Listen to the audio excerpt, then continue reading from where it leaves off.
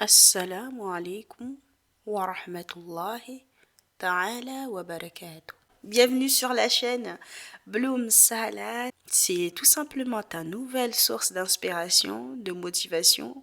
On va dire que cette chaîne, elle va juste t'accompagner dans ton parcours d'entrepreneuriat, de femme épanouie et qui entreprend. Pourquoi j'ai créé cette chaîne? Parce que j'aimerais accompagner les femmes musulmanes qui souhaitent se lancer, qui ont peur de se lancer.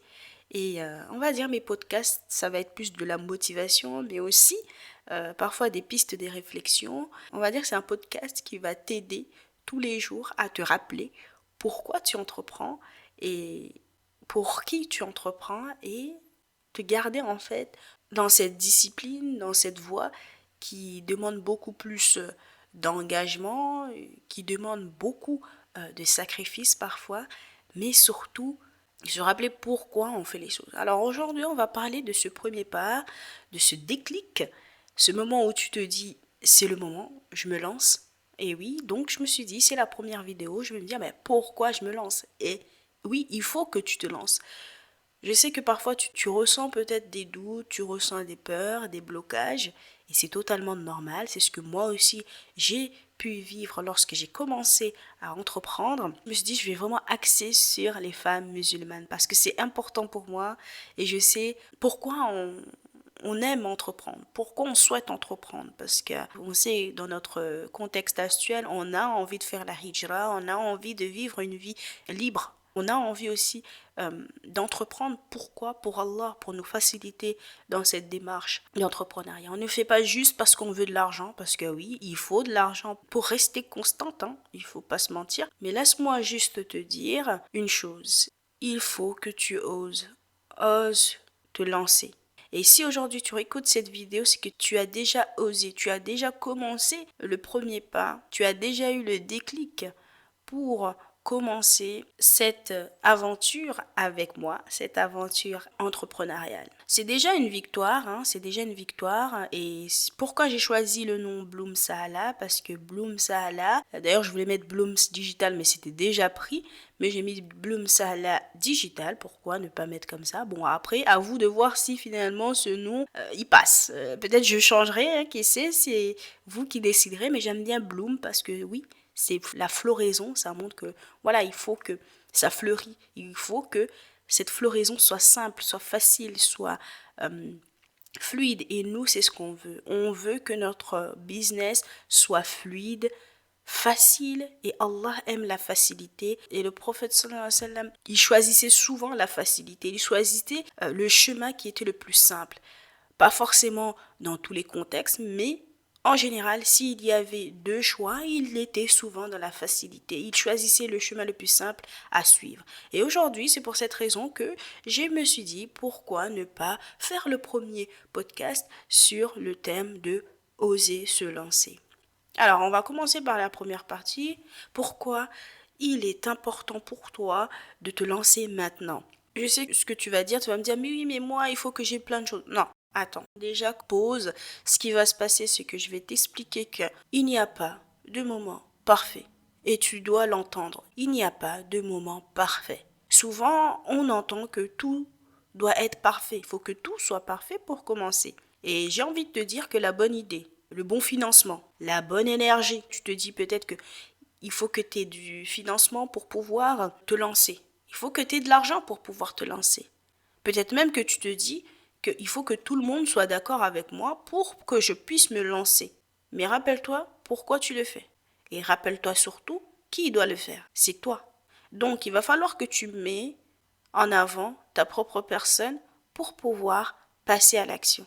Tu n'as pas à attendre l'accord des gens pour atteindre ton objectif. Et si tu souhaites avoir de l'impact, que ce soit dans la communauté musulmane, il va falloir que tu passes à l'action et que tu ne restes pas bridé dans ces schémas où tu te dis, il faut que j'ai la bonne idée. La bonne idée n'arrivera jamais.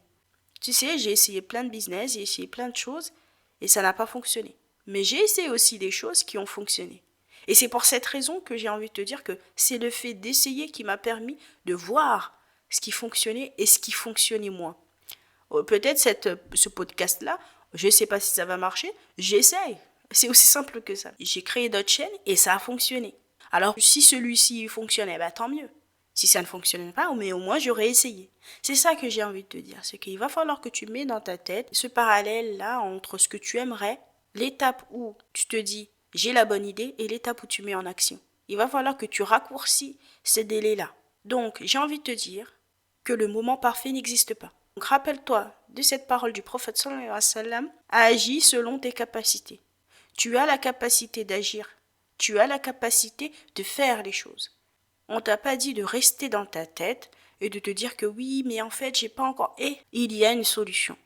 Et si tu aimerais te lancer dans le digital, c'est-à-dire de te lancer sur Internet, proposer des produits digitaux, que ce soit en formation, produits e-book, que ce soit dans n'importe quel site, n'hésite pas à prendre un call en dessous de cette vidéo. Je t'ai mis mon calendar en dessous de cette vidéo. N'hésite pas. Je vais t'accompagner dans ton process. Vraiment, on est ensemble.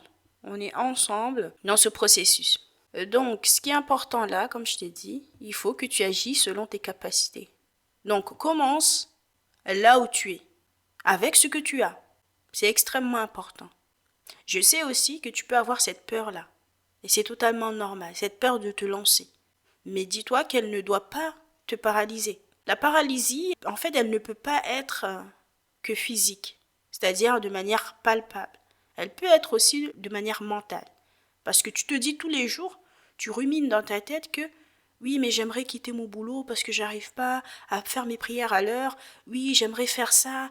J'aimerais changer de boulot parce que oui, j'ai pas le temps avec mes enfants, avec ma famille. J'arrive pas à gérer mon foyer.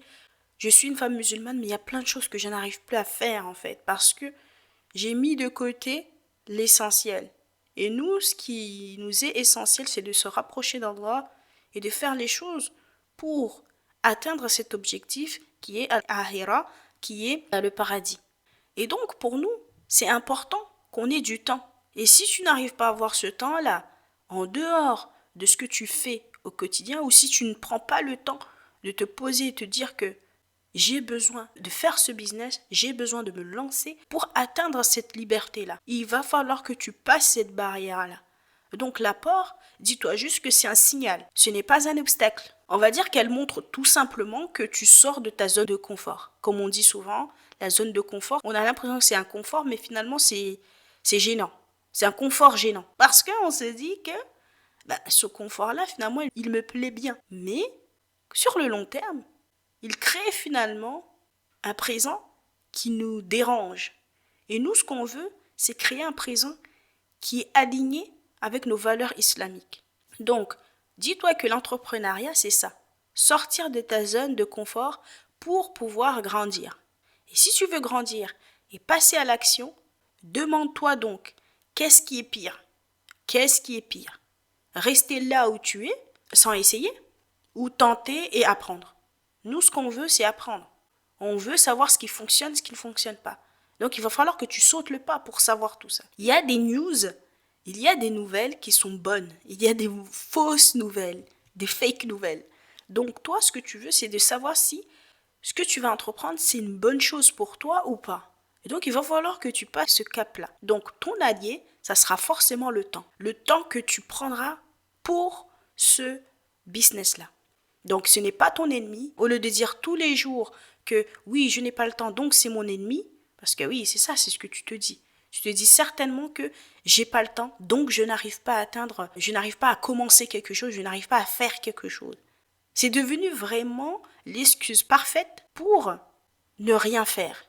De se dire qu'on n'a pas le temps. Mais si tu n'arrives pas à programmer pour faire chaque chose, eh bien forcément tu vas accuser le temps, tu vas accuser l'extérieur au lieu de t'accuser toi parce que tu n'as pas fait assez d'efforts pour passer ce cap-là. Donc plus tu attends, plus tu perds vraiment du temps précieux. Comme je t'ai dit, le temps c'est ton allié. Donc chaque jour où tu n'agis pas, c'est un jour sans progrès. Rappelle-toi de ça. Il va falloir réellement que tu te dises également que même des petits pas chaque jour te mèneront là où tu aimerais aller, te mèneront loin. Maintenant, pour que tu puisses te lancer, il va falloir aussi d'identifier en fait les freins qui t'empêchent de te lancer. Peut-être c'est le regard des autres. Tu te dis que ouais, j'ai peur en fait, j'ai peur du jugement, j'ai peur du jugement des autres parce que voilà, c'est un frein en fait.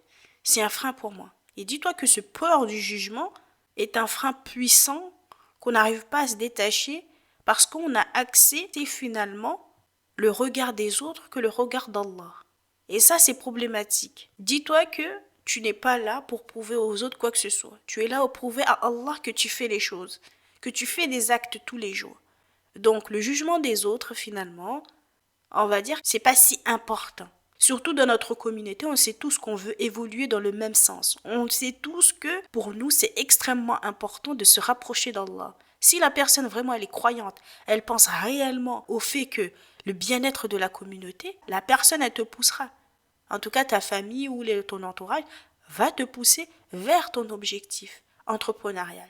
Donc, la peur du jugement des autres, ce n'est plus un frein finalement. Si tu te dis que Allah est avec moi, Allah veut mon bien, c'est Allah que je dois prouver que je fais des actions pour sortir de ma situation, pour pouvoir atteindre mon objectif qui est l'objectif de faire la hijra ou l'objectif de pouvoir rester à la maison, pouvoir créer un business qui me ressemble et qui soit aligné avec mes valeurs islamiques. Donc il va falloir que tu mets de côté aussi cette peur du jugement. Parce que ce jugement-là, rappelle-toi que c'est comme si tu mets dans un piédestal les gens plutôt qu'Allah en fait.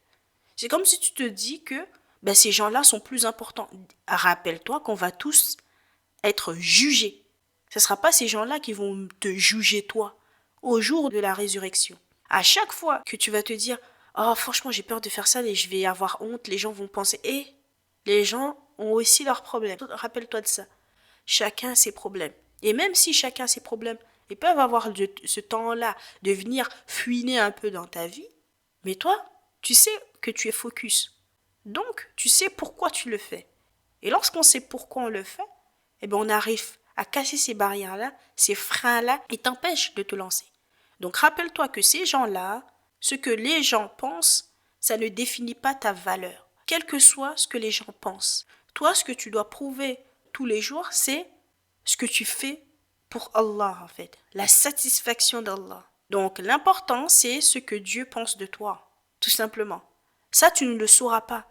Mais si tu axes tes actions vers les autres, dis-toi qu'il y aura forcément une pensée négative, en fait, auprès d'Allah. Parce que c'est comme si tu mets les gens, comme je t'ai répété, au-dessus d'Allah.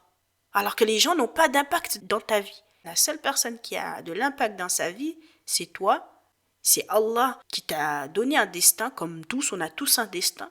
Mais c'est à toi de changer ce destin-là en faisant des choix cohérents. Donc, commence à te respecter en mettant l'important plutôt que la suspicion, les suppositions. Tu sais que ce qui est important, c'est ça. C'est-à-dire le fait de te rapprocher d'Allah, de faire les actions pour que Allah soit fier de toi. Mais tu sais surtout, ce qui est moins important, c'est ce que les gens pensent de toi. Surtout si tu es vraiment droit dans tes bottes et que tu fais les choses pour Allah. Forcément, tu vas essayer de faire des bonnes actions. Si tu es aligné et tu essayes de faire vraiment des bonnes actions, forcément, te rapprocher d'Allah, c'est ton seul objectif. De faire des bonnes actions, c'est ton seul objectif. De faire des actions, de te lancer dans l'entrepreneuriat pour Allah, c'est ce qui est important aujourd'hui. Parce que tu sais pourquoi tu le fais. Donc, il va falloir aussi que tu enlèves ce frein-là qui est le syndrome de l'imposteur. Ce sentiment où tu ne te sens pas légitime. D'ailleurs, c'est souvent lié aussi à ce peur de jugement. Parce que tu as l'impression que les gens vont penser que tu n'es pas assez bon dans ce que tu fais. Tu n'es pas assez compétente. Donc, il va falloir que tu te dises, si j'ai telle chose, si on m'a fait confiance une fois pour ça, c'est que forcément je suis assez compétente pour le faire. Et si tu n'es pas encore assez compétente, tu te crois ne pas être assez compétente, regarde tout ce que tu as fait durant toute ta vie. Qu'est-ce que tu as accompli? Qu'est-ce que tu as eu comme résultat? Tu as forcément une chose que tu as pu réussir dans ta vie. Et si tu arrives à identifier ces choses-là, essaye de te dire, cette action-là ou cette activité-là ou ce que tu faisais, est-ce que ça m'a apporté? Quel sentiment j'avais? Rappelle-toi, tu es assez compétente pour faire quelque chose qui t'anime. S'il y a quelque chose, comme par exemple si tu as un métier particulier, je sais pas moi, si tu es juriste, je sais pas moi, ou tu travailles, t'es vétérinaire, il y a des choses comme ça, il y a des métiers qu'on fait, on est bon dans ce qu'on fait. Donc lorsqu'on est bon dans ce qu'on fait, il suffit juste de le monétiser. Donc si tu arrives à faire ça, c'est-à-dire d'identifier ce que tu aimes faire, et que tu peux le faire pendant longtemps, identifie-le et rends-le accessible au monde. Donc, sache que même les plus grands entrepreneurs l'ont ressenti. Même les personnes qui ont accompli énormément de choses ont ressenti aussi ce syndrome où elles se disent que « Ah ben, est-ce que ce que j'ai fait n'est pas assez? Est-ce que ce que je fais aboutira à quelque chose ?» Mais nous, on a juste l'obligation de moyens. On n'a pas l'obligation de résultat. Si tu arrives à assimiler ça, ça va te permettre de te dire, ben oui, moi je fais juste les actions, mais c'est Allah qui va produire le résultat. Selon toi, que c'est négatif. Alors que finalement, ce n'est pas forcément vrai. Nous, on pense que c'est négatif, mais c'est pour nous mener vers un chemin qui va nous guider, qui va être aligné avec ce que l'on souhaite atteindre. Donc, c'est pas parce que tu as eu un échec dans un domaine, comme par exemple, que tu es forcément moins bon dans un autre domaine. On ne peut pas être bon partout. Donc, laisse ta foi et ta confiance en Allah te guider. Donc, rappelle-toi aussi que tu as été créé avec des talents uniques. On a tous quelque chose à apporter. Identifie-le. Et même si tu penses, comme je t'ai dit, que tu as un manque de ressources, tu n'as pas assez de moyens pour atteindre ton objectif, tu n'as pas assez de compétences pour faire quelque chose en ligne, c'est pas un obstacle. C'est juste un point de départ vers ton objectif. Ce que je vais te demander donc, c'est d'apprendre petit à petit. Et surtout, de te renseigner. Forme-toi, entoure-toi. Et c'est pour cette raison que j'ai créé cette chaîne. Pour que tu puisses en fait t'entourer des personnes qui ont les mêmes valeurs que toi, qui ont le même objectif que toi. D'ailleurs, j'hésite à faire une communauté privée où on puisse parler de nos objectifs et essayer de se motiver vers l'objectif souhaité, vers la liberté financière, la liberté digitale en tant que femme musulmane. Et donc, ça va nous permettre d'être persévérante tout au long de ce process. Maintenant, ce que j'aimerais juste te faire comprendre, c'est que la persévérance vaut plus que le talent brut. Il y a des gens qui ont des talents. Moi, je connais des personnes qui ont un talent, mais monstre. C'est vraiment des personnes qui ont des belles choses à apporter, mais elles se brident en fait. Elles ont tellement bridé leur propre personne, donc elle s'est dit, oui, j'ai juste le talent, mais la persévérance, elles l'ont pas. Donc, il va falloir que tu aies les deux, la persévérance et le talent. Et la persévérance, ça crée aussi le talent. Donc, il va falloir que tu crées cette discipline-là pour atteindre ce talent-là. Là, je te parle du fait que tu penses que tu n'es pas compétente. Donc, si tu penses que tu n'es pas compétente, il va falloir que tu crées de la récurrence dans ce que tu fais. Et la récurrence, c'est le seul moyen pour toi d'enlever ces freins-là qui est lié au syndrome d'imposteur ou le syndrome où tu te dis que tu n'es pas assez légitime, tout ce qui s'ensuit. Donc, rappelle-toi de ça. La persévérance, c'est la clé pour avoir ce talent qui va te permettre de prouver que tu peux apporter à tes clients. Alors maintenant, comment te lancer concrètement? Si on va faire un peu sous forme de liste, fixe-toi un objectif clair. Il va falloir que tu te poses cette question. Qu'est-ce que tu veux vraiment accomplir? Qu'est-ce que tu veux faire? Qu'est-ce que tu veux réellement faire? Pourquoi tu es venu sur cette chaîne? Pourquoi tu aimerais te lancer? Et qu'est-ce que tu aimerais accomplir via cet objectif-là? Donc écris-le, précise-le et essaye de l'imaginer, de le visualiser. Il va falloir aussi que tu découpes ton projet en petites actions. Tu vas te dire, je recherche telle information, je vais peut-être me faire accompagner, comme je t'ai dit, peut-être par moi ou par quelqu'un d'autre. Ou tu essaies aussi de prendre peut-être un contact avec un client, je ne sais pas, dans quelle étape tu es dans ton business. Tu vas peut-être créer un compte professionnel, peut-être créer ton entreprise, mais essaye de commencer quelque part. Comme je t'ai dit, découpe ton projet. Plus tu découperas, plus tu verras que c'est possible de l'atteindre. Donc chaque petite étape te rapproche de ton but. Il va falloir aussi que tu trouves un mentor ou une communauté. Comme je t'ai dit ici, ça va être la communauté. N'hésite pas à t'abonner donc à cette chaîne pour que tu te rappelles encore de ton objectif en tant que femme musulmane. Et vu que tu aimerais te lancer, il va falloir que tu t'entoures de personnes qui te soutiennent. Et surtout des personnes qui partagent tes mêmes valeurs. Parce que le problème avec ce qu'on peut retrouver dans le domaine du business, c'est que souvent ce sont des femmes qui font des choses qui ne sont pas forcément alignées avec notre religion. Nous, ce qu'on veut, c'est être alignés, faire les choses pour que Allah soit satisfait de nous. Donc, il va falloir qu'on s'entoure des personnes qui nous ressemblent. C'est aussi simple que ça. Parce que regarder une personne comme par exemple qui porte pas le voile, ou sinon une personne qui fait certaines choses dans ses vidéos ou dans ses contenus, eh ben, tu vas te dire que c'est ça. C'est que comme ça qu'on peut réussir dans l'entrepreneuriat. Alors que si tu suis des gens qui ont le même mindset que toi, la même vocation que toi, les mêmes valeurs que toi, eh ben, c'est évident que tu seras aligné. Tu vas te dire, mais en fait, oui, je peux lui dire ce que je ressens réellement. Je peux lui transmettre ce que je ressens réellement. Parce qu'elle sait ce que je vis, parce qu'elle aussi, elle l'a vécu, ou c'est ce qu'elle transmet dans ses contenus. Donc, on se ressemble, on est ensemble, on est une communauté. Donc, comme je t'ai dit, n'hésite pas à rejoindre Bloom Sahala pour bénéficier d'un réseau de femmes vraiment motivées, des femmes musulmanes. Et surtout, rappelle-toi de ça. Mets ta confiance en Allah. Je sais que c'est difficile. Mais si tu veux réellement avoir de la bénédiction dans ton business, il va falloir que tu fasses confiance au maître ultime. Fais ta part, puis laisse la réussite vraiment entre ses mains. Et surtout, la sincérité dans l'intention. C'est extrêmement important. Je sais qu'on aimerait gagner de l'argent. Tout le monde aimerait gagner de l'argent pour pouvoir vivre décemment, vivre librement et aussi vivre aligné avec ses valeurs. Mais l'intention est la clé du succès vraiment durable. Donc, il va falloir que tu fasses attention à ton intention à chaque action que tu fais. On ne se rend pas compte, mais l'intention, c'est ce qui va faire que notre action soit valide ou pas. Donc, ta sincérité dans cette intention, c'est extrêmement important. Ça peut arriver que tu oublies, ça peut arriver que tu te dis « Ah ben oui, j'ai oublié de... » C'est la vie. On n'est pas parfait, mais rappelle-toi toujours te dire « Oui, je mets l'intention que c'est pour Allah que je le fais. » Je sais qu'il y a des femmes comme ça qui font les choses, qui vont la tête dans le guidon et oublient en fait l'essentiel. Et notre essentiel à nous, c'est de se rapprocher d'Allah, de mettre à l'intention que Allah soit satisfait de nous et surtout de faire confiance à Razak, à l'Alim, celui qui sait. Nous, on ne sait pas. Il y a des choses qu'on sait, mais il y a des choses qu'on ne sait pas.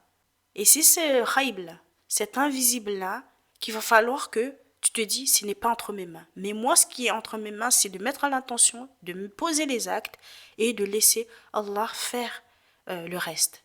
Maintenant, ce que j'aimerais que tu fasses, c'est de prendre peut-être 2 minutes pour te poser cette question, qu'est-ce qui t'empêche vraiment de te lancer? N'hésite pas à l'écrire dans les commentaires ce que tu vas faire comme premier pas. Hein. Ça permettra aussi de monter la chaîne parce que oui, c'est la première vidéo. Et j'aimerais aussi que tu n'oublies pas aussi que chaque grand voyage commence par un petit pas. Ça, c'est extrêmement important. Garde-le en tête. Si tu as aimé cette première vidéo, abonne-toi à cette chaîne pour qu'on continue ce chemin ensemble. Qu'Allah te facilite et te bénisse dans ton projet. Assalamu alaikum wa rahmatullahi ta'ala wa barakatuh. في هجرة الهادي نبينا ذكرى لا تنسى صلوا عليه يا الله